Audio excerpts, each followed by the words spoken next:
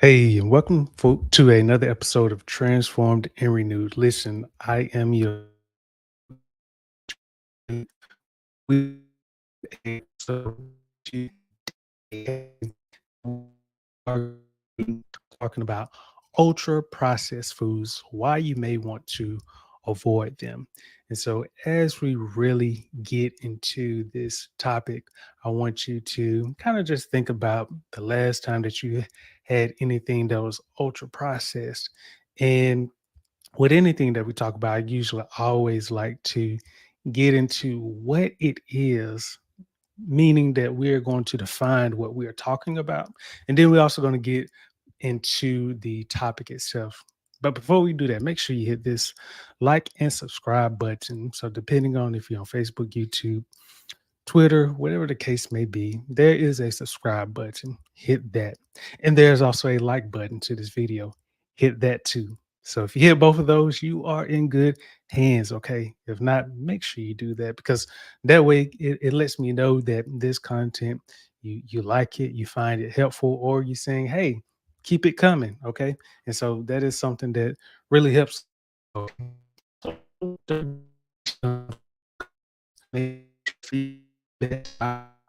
Where it helps us as well. Okay.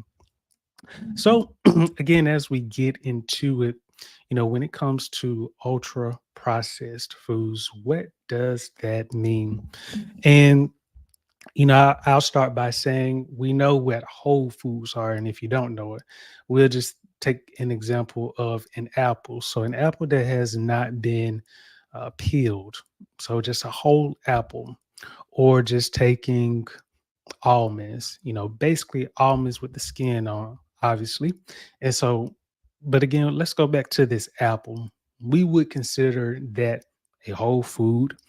Sometimes apples can be minimally processed, which means that if you buy apples in a store, they may have undergone slicing, cutting, removing the core. And so that would be known as minimally processed. And the term minimally processed can apply to foods that have undergone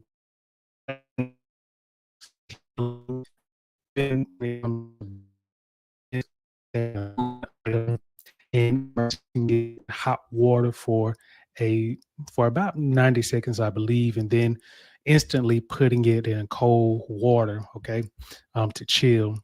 I think I have that correctly. It's 90 seconds either in hot water or it's in boiling hot water. You take it out, put it in cold water for 96.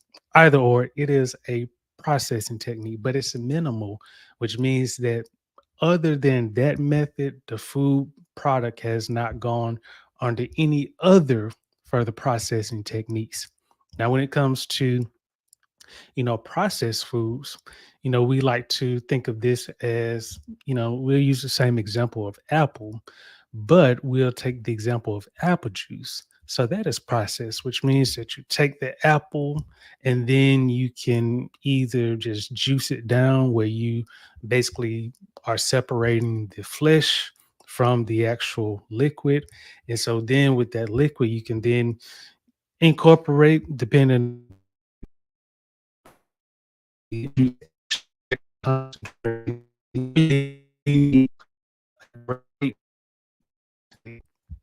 whatever the case may be, that would also be known as process because you are pretty much combining that apple juice with another concentrate in order to make an actual food product to sell.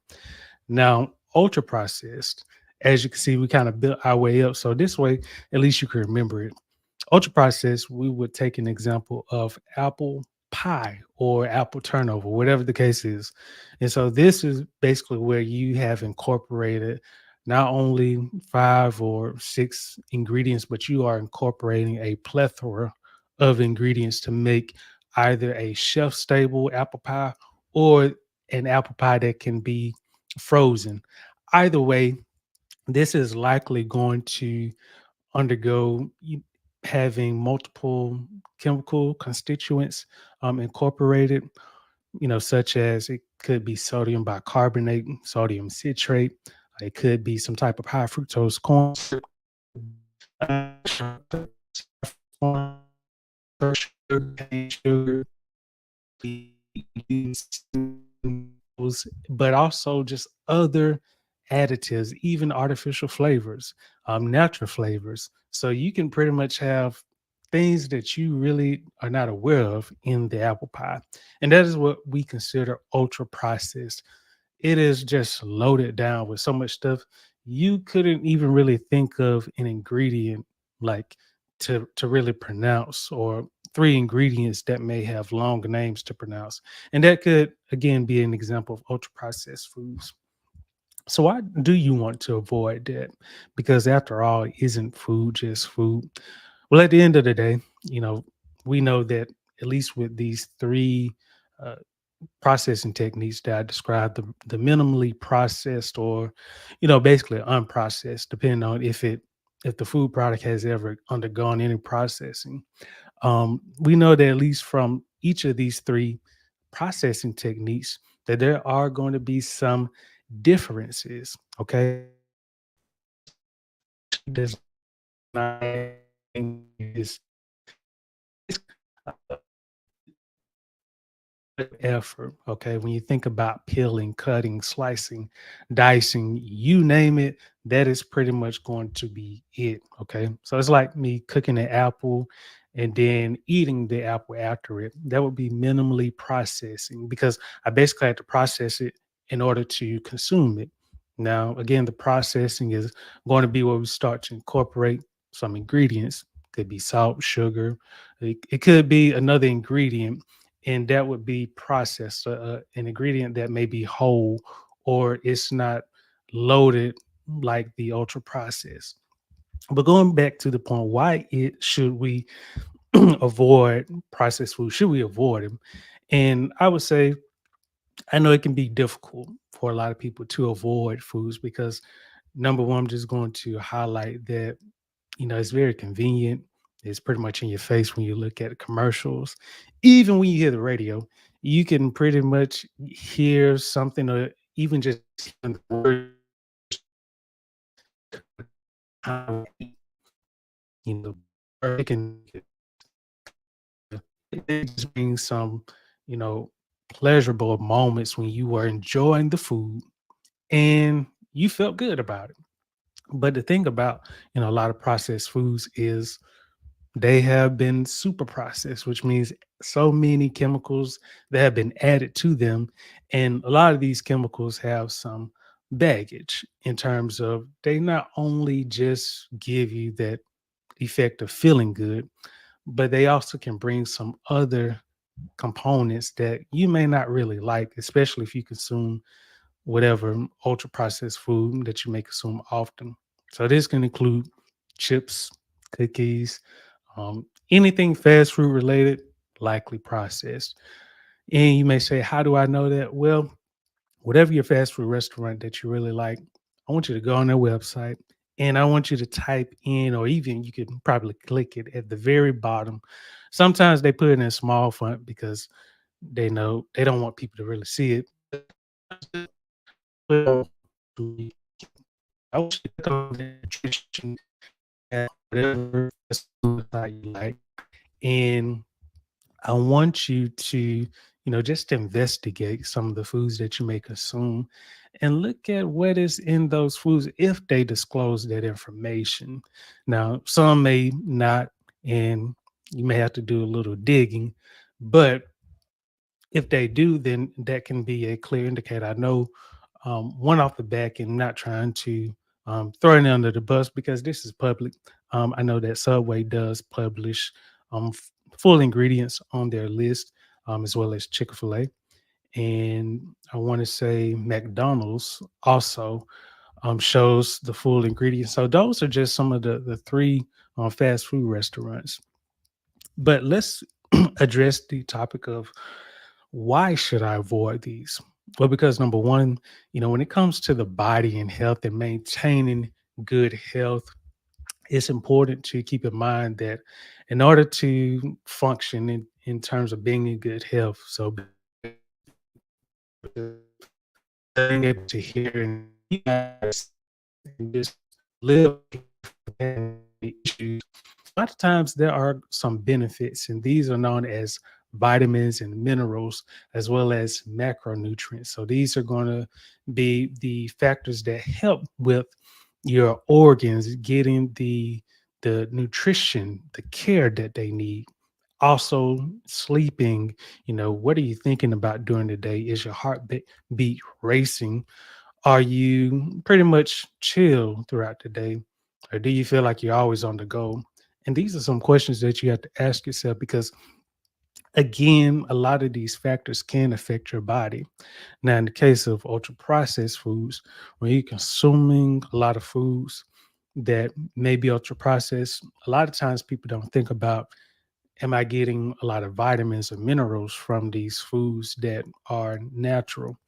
And nothing wrong with taking supplements, but a lot of times we can get the vitamins and the minerals, the polyphenols, the antioxidants or add in the minerals because again, this is it's pretty much going to be a cheaper version, okay, of what was naturally occurring in the food itself. So, like the example of the apple, it's many different nutrients in the apple.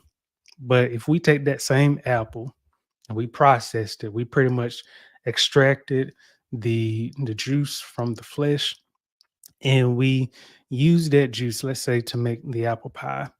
Well, we're not going to get the same nutritional benefits because number one, we're incorporating other ingredients, and those are competing with the nutritional benefits. Number two, by the time that juice goes to that apple pie or even the apples in the apple pie, those apples have pretty much been degraded of the nutrients. So let's say apple has, a decent level of fiber. Well, in order to have fiber, usually you would keep the skin on because that is going to be, a primary source of fiber. But you peel that fiber, which is processed, that is pretty much stripping the nutrients that could give the body the care that it needs on the inside, and you're pretty much just taking whatever is left of that apple. And so again, when it comes to ultra processed, that's something to keep in mind whenever you do eat your next meal that's ultra processed. Think about, am I getting the best nutrients from this? Because again, over time, depending on different foods that you eat, that can have a direct effect on your body. And I like to look at it this way, the food that we put in our bodies, we are making an investment, day in and day out. It is an investment. Now, you may feel healthy today. You may say, you know what, haven't eaten the best, but I feel fairly good.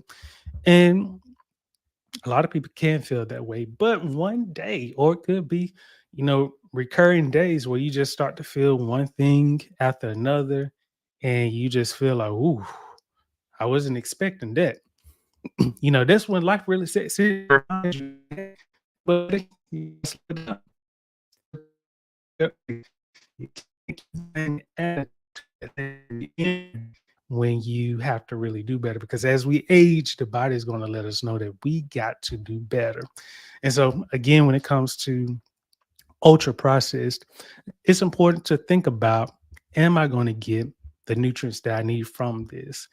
And what am I getting from this? And this can go in terms of helping you with making decisions or better decisions when it comes to choosing foods and your meals. And it starts with just one step at a time. I know you may say, well, I'm not like this fitness expert that is doing calisthenics or, that's weightlifting or is able to run for 5 miles. Listen, no one is saying that you have to do that in one day. But what I am saying is you may want to consider starting today, asking yourself that question: what is it really doing? Now, one thing I do want you to do, and this is some good homework for you, because I don't want you to just hear me talk, but I actually want you to really, whenever you do that,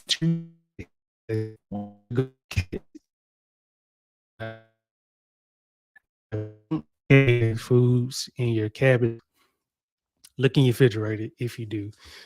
If you don't carry it there, which I'm sure you do carry some type of food, whether it's in the cabinets or refrigerator, whatever food you bought and ate, I want you to look at the ingredients list. And typically, you can tell if something is ultra processed. Number one is if it has salt added, sugar added, artificial flavors, artificial colors. So these can be dyes, lakes. So you may see something like FD&C40 red dye 5. Any one of those are typically going to be artificial, meaning it's fake. It doesn't really do anything for you. That is pretty much just the reasoning behind it, not my opinion, but that is pretty much what it does. It's a filler, okay? And when you think about when you think about just some of these things that are added,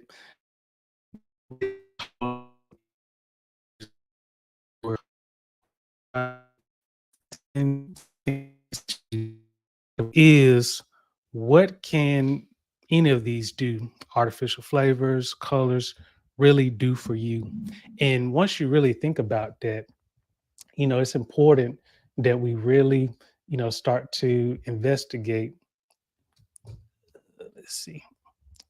It's important that we really start to investigate, how we can really improve again our food choices.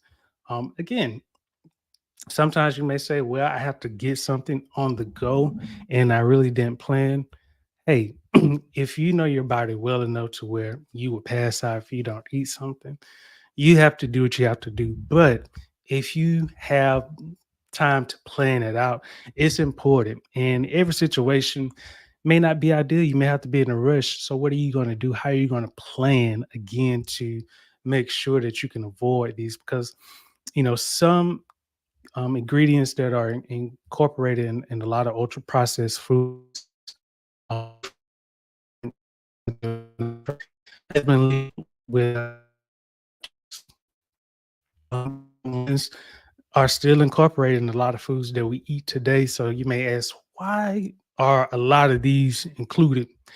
And that's another topic for another day. But I will say, in a short explanation, is a lot of companies prefer to make profits over really valuing the health of individuals.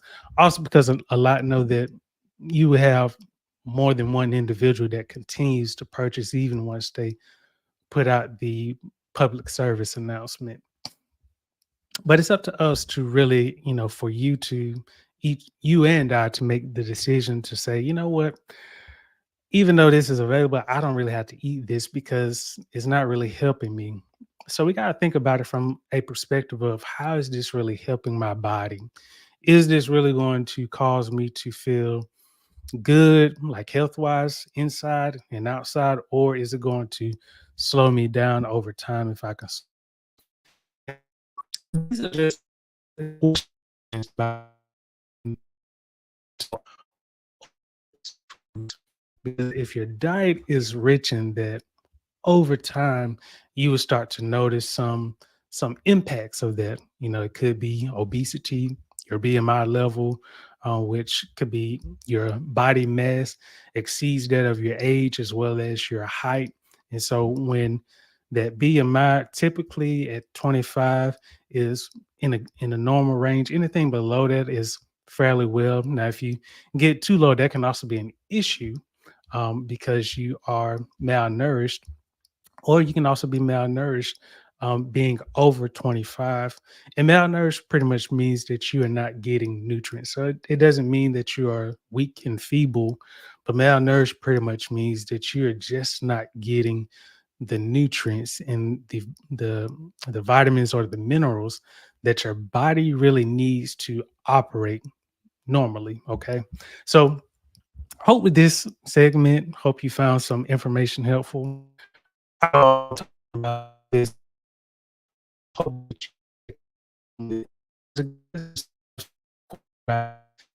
on the ultra processed foods I may consume, I have consumed. And again, a good way for you to do this is by going in your cabinets and really looking at some of the foods and investigating the nutrition label or the ingredients list below that nutrition label, or it could be on the side depending on the food product. And then really understanding, okay, what are some of these ingredients? And I would encourage you to just look up, one or two ingredients to see, side effects, what it is associated with. And again, that is another topic for another day to pretty much give you some backstory on a lot of common ingredients, such as MSG, high fructose corn syrup, sodium nitrate. How a lot of these ingredients are actually found in other products that you would likely be surprised about. So, again, that's another topic for another day. And you never know when I could share that. And if you enjoy this video, then you will enjoy. And make sure that you leave a comment if you don't mind. Let me know how you enjoy this content, because your feedback helps me to understand, okay, what are some of the areas that you may like me to touch on? Are there any particular areas that you feel that haven't been addressed? You've reached out to other people and you realize, like, hey, I'm just not getting anywhere. A lot of times sharing that comment with me, we can address that, and we can also have a good conversation to where you can get the help you need. So don't feel shy about dropping a comment, because again, that helps me with helping you. So again, make sure you hit that like and subscribe button. Okay, make sure you do that before you leave out. And wherever you are, that you enjoy the rest of your day and evening, and I will talk with you later.